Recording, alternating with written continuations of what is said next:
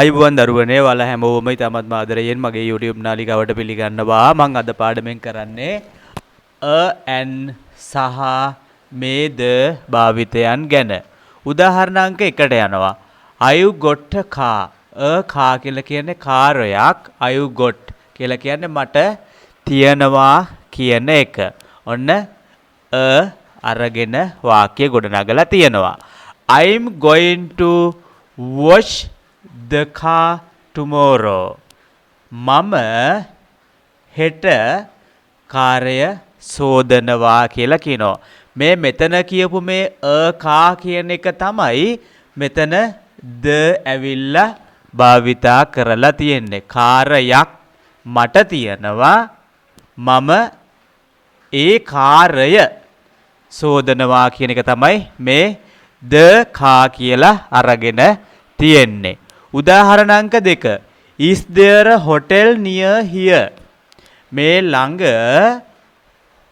hotel හෝටලයක් තියනවාද කියලා අහනවා. ඊට පස්සේ we enjoy our holiday.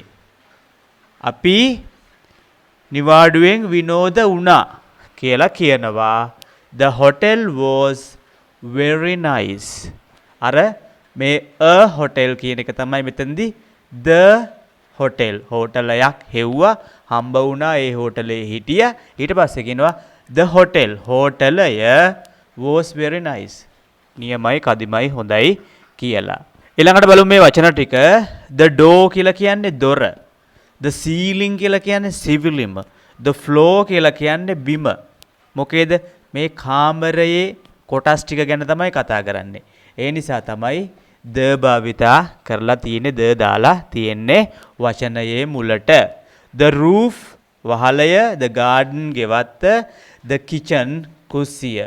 මොකේද house මේ ගෙදර තියෙන කොටස් ටිකක්. ඒ නිසා තමයි මේ ද අරගෙන තියෙන්නේ. the airport ගුවන් තොටුපළ කොහෙද මේ නගරයේ තියෙන කොටස් දෙකක් ගැන තමයි කතා කරේ. උදාහරණ වාක්‍ය දෙකක් තියෙනවා බලමු. පළවෙනි එක turn off the light and close the door. දොර වහන්න ලයිට් එකේ ස්විච් ඔෆ් කරන්න කියලා කියනවා. එක්ක ගෙදර නැත්නම් කාමරේ තියෙන ඒවා ඔන්න ද යොදාගෙන තියෙනවා. දෙවන උදාහරණය where's George? George කොහෙද කියලා අහනවා. in the kitchen.